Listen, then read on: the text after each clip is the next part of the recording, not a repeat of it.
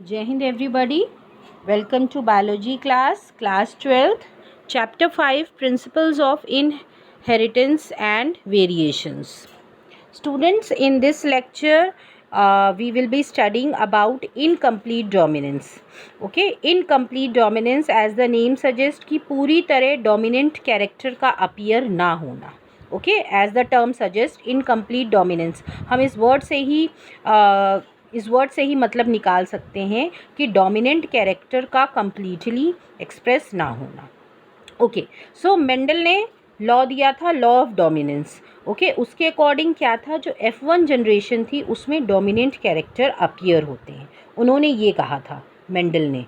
पर बाद में कुछ साइंटिस्ट ने और रिसर्च की और प्लांट्स पे रिसर्च की और उन्होंने फाइनली इसको बताया कि जो मेंडल ने लॉ दिया है that is not totally correct, क्योंकि वो सब पे अप्लाई नहीं हो सकता है, क्योंकि उन्होंने कुछ प्लांट्स में देखा कि इनकम्प्लीट डोमिनेंस भी उनको दिखी.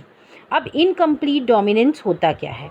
ओके, जो इनकम्प्लीट डोमिनेंस का कॉन्सेप्ट है, ये सबसे पहले साइंटिस्ट थे जिनका नाम था कार्ल कॉरेंस. कार्ल कॉरेंस ने एक प्लांट था जिसका नाम था मीराबिलिस जलापा, जिसको 4 o'clock प्लांट भी बोलते हैं. The name was Mirabilis jalapa 4 o'clock plant. उन्होंने उस पर ये स्टडी किया और उन्होंने फाइनली बताया कि जो लॉ ऑफ डोमिनेंस है that is not totally correct. वो हर प्लांट के लिए करेक्ट नहीं है या हर ऑर्गेनिज्म पे अप्लाई नहीं होता है, क्योंकि यहाँ पे उन्होंने कुछ और भी रिजल्ट्स देखे. ओके, तो क्या देखे उसके बारे में हम डिस्कस करेंगे. So, in incomplete dominance, in this dominant factor is unable to express its character completely. जो डोमिनेंट फैक्टर होता है, जो डोमिनेंट एलील होता है, वो अपने आप को पूरी तरह एक्सप्रेस नहीं कर पाता है, resulting in the formation of intermediate stage of generation which is different from both the parents. और वो पूरी तरह नहीं एक्सप्रेस कर पाता है, इसका मतलब वो क्या फिर एक्सप्रेस करता है, एक इंटरमीडिएट स्टेज एक्सप्रेस करता है, बीच की स्टेज. और वो स्टेज जो है टोटली डिफरेंट होती है फादर और मदर से. ना फादर से वो रिजेंबल करता है कैरेक्टर, ना मदर से, बल्कि दोनों का एक बीच का कैरेक्टर प्रोड्यूस हो जाता है. ओके, और इसको हम ये भी कह सकते हैं कि incomplete dominance is when a dominant allele और a form of gene does not completely mask the effect of recessive allele. इसका मतलब क्या, मास्क माने होता है ढक लेना, कि ये डोमिनेंट एलील जो होता है वो पूरी तरह, क्योंकि हमको पता है डोमिनेंट कैरेक्टर जो है मेंडल्स के लॉ के अकॉर्डिंग डोमिनेंट कैरेक्टर जो है रेसेसिव कैरेक्टर को पूरी तरह ढक लेता है, तभी डोमिनेंट कैरेक्टर अपीयर होता था F1 जनरेशन में. पर here what it is there कि dominant allele or a form of gene does not completely mask the effect of recessive allele and the organism resulting physical appearance show a blending of both the alleles. इसका मतलब एक intermediate stage ये show करते हैं जिसमें ना father का character होता है ना मदर का. ओके, इसलिए इसको सेमी डोमिनेंस और पार्शियल डोमिनेंस भी कहा जाता है. इसका एक एग्जाम्पल है रोज़ में यूजुअली अभी हम आगे पढ़ेंगे कि रोज़ में किस तरह हम इनकम्प्लीट डोमिनेंस देखते हैं. Okay, now let's talk about the few examples of incomplete dominance like pink roses. Pink roses are often the result of incomplete dominance. Okay, जो पिंक रोजेज़ आते हैं कब, जब आप रेड रोज़ जिसके पास डोमिनेंट एलील है रेड कलर का, और उसको आप वाइट रोज़ जो कि रेसेसिव है उससे आप अगर उसको मेट कराएंगे, उसकी क्रॉसिंग कराएंगे, तो जो ऑफस्प्रिंग होंगे वो हेट्रोजाइगस तो होंगे, पर वो ना ही रेड कलर एक्सप्रेस करेंगे ना ही white, but they will express another phenotype जिसको हम बोलेंगे pink colour. And this is the example of incomplete dominance. इसको हम कभी कभी एलिलिक इंटरैक्शन या इंट्राजेनिक इंटरैक्शन भी कहते हैं.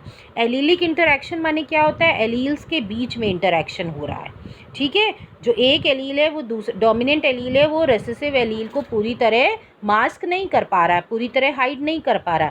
या इंट्राजेनिक इंटरैक्शन मीन्स जीन्स के अंदर हो रहा है. जीन के अंदर क्या है, जीन के अंदर है दो एलील्स, तो उसको इंट्राजेनिक इंटरैक्शन और एलीलिक इंटरैक्शन भी कहते हैं. Okay, now incomplete dominance you can सी इस तरह हम नीदर एलील इज़ डोमिनेंट, कोई भी एलील इसमें डोमिनेंट नहीं होता है. when an organism is heterozygous for a trait it will show a third phenotype. ठीक है, वो एक तीसरा फिनोटाइप शो करेगा. आप एग्जाम्पल में देख रहे हैं रेड है और येलो है, तो इसने एक तीसरा फिनोटाइप बना लिया है, that is a orange. Okay, the third phenotype is a blend of two. Okay, ये दोनों की ब्लेंडिंग से बन जाता है, मिक्सिंग से बन जाता है. R and Y represent different alleles, so these are the different alleles. This is the example of rose. You can see इसमें इनकम्प्लीट डोमिनेंस दिखाया गया है. Okay, which has resulted in the third type of phenotype जिसको हम बोलेंगे pink. Okay, this is again incomplete dominance example है. Okay, तो इसमें हम देख रहे हैं जो F1 जनरेशन है वो टोटली जो है हमारी डिफरेंट है. उसके रिजल्ट्स किससे, जो मेंडल के लॉ ऑफ या मोनोहाइब्रिड क्रॉस या लॉ ऑफ डोमिनेंस में F1 जनरेशन थी, उससे इसका रिजल्ट टोटली डिफरेंट होता है. Okay, now the question arises why does incomplete dominance occur. Incomplete dominance होता क्यों है. ठीक है, incomplete dominance can occur because neither of the two allele is fully dominant over the other. कोई भी allele एक दूसरे पे डोमिनेंट पूरी तरह नहीं है. ठीक है, और या आप ये भी कह सकते हैं कि जो डोमिनेंट एलील है वो पूरी तरह रेसेसिव पे को मास्क नहीं करता है. This result in the phenotype that is different from both the dominant and recessive allele and appears to be a mixture of both. Okay, now Gregor Joel Mendel conducted experiment on pea plant. He studied 7 characters with contrasting traits and all of them showed a similar pattern of inheritance. Based on he generalized the law of inheritance. This you all know. उन्होंने P plant पे conduct किया था और उसके बाद उन्होंने law of inheritance दिए थे. पर उसके बाद और रिसर्चर्स आए और साइंटिस्ट आए, उन्होंने मेंडल के एक्सपेरिमेंट को रिपीट किया ऑन अदर प्लांट, दूसरे प्लांट्स में. And shockingly they noted that F1 generation showed variation. और तब उन्होंने देखा कि F1 generation was not similar to the generation which Mendel has told, which Mendel has found out. Okay, so the monohybrid cross resulted in F1 progeny which didn't show any resemblance to either of the parent but an intermediate progeny. तो जो उन्होंने monohybrid cross किया था वो जो totally उसका जो F1 generation की प्रोजनी थी वो टोटली डिफरेंट थी इनकम्प्लीट डोमिनेंस से. ओके, ये वन मोर ये एग्जाम्पल है. दिस इज़ ये एग्जाम्पल जो है इससे आप एक्सप्लेन कर सकते हैं. It is given in your NCERT book also with snap dragon flower जिसको एंटेरहिनम भी बोलते हैं. सो इसमें क्या था, फ्लावर्स जो थे दो तरह के इसके पास दो तरह के फ्लावर्स लिए गए थे, रेड एंड वाइट. और रेड एंड वाइट को जब क्रॉस किया गया, ठीक है, जब क्रॉस किया गया, होमोजाइगस रेड और होमोजाइगस वाइट लिए थे, डोमिनेंट एंड रेसेसिव कैरेक्टर थे. जब इनकी मेटिंग की गई तो इनसे जो गैमीट्स प्रोड्यूस हुए वो जो थे F1 जनरेशन में सारे पिंक मिले. और लॉ ऑफ डोमिनेंस क्या कहता था, सारे डोमिनेंट होंगे. मीन्स उसमें हम कह सकते हैं कि टॉल हुए थे जब उन्होंने टॉल और डॉर्फ को किया था. तो अगर हम यहाँ पे उनका लॉ अप्लाई करें तो इसका मतलब सब रेड होने चाहिए थे, येस और no.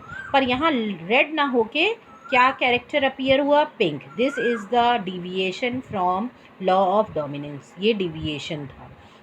Okay, so monohybrid cross was done between red and white flowers और of snapdragon plant. Consider pure breeds ली थी हमने, RR पेयर ऑफ एलील्स, और वाइट के लिए था recessive pair of allele, homozygous थे दोनों. और इन ट्रू ब्रीडिंग से जो F1 जनरेशन मिली वो टोटली डिफरेंट थी. ओके, और उसके बाद जो रिज़ल्ट हमें मिला क्रॉस के बाद, जब इन F1 जनरेशन को पिंक को जब हमने सेल्फ पॉलिनेट कराया तो सेल्फ पॉलिनेशन के बाद जो हमको रिज़ल्ट मिला, जो फिनोटिपिक और जीनोटिपिक रिज़ल्ट मिला वो था इनका 1:2:1. मीन्स एक तो हमको मिला पेरेंट का फ्लावर, ठीक है, दैट वाज रेड, और एक मिला वाइट. लेकिन दो फ्लावर्स थे वो पिंक उन्होंने फिनोटाइप दिखाया. तो इस केस में जीनोटिपिक और फिनोटिपिक रेशियो जो है वो बिल्कुल सेम था. Okay, there was no deviation. और हम ये कह सकते हैं अगर हम मोनोहाइब्रिड क्रॉस से देखें तो फिनोटिपिक रेशियो जो था that was different from the monohybrid cross. पर जीनोटिपिक रेशियो सेम था, क्योंकि मोनोहाइब्रिड क्रॉस में हमें फिनोटिपिक रेशियो मिला था 3:1, but here in this case, in incomplete dominance, the phenotypic ratio was 1:2:1. So this phenotype ratio has changed from 3:1 to 1:2:1. So this is the reason for this variation is the incomplete dominance. Okay, so और ये जो था इसकी वजह से जो था, it is due to the blending of the colors in flower. Okay, so this was the incomplete dominance. About incomplete dominance next lecture में हम पढ़ेंगे complete, सॉरी, कोडोमिनेंस के बारे में. Okay, thank you everybody.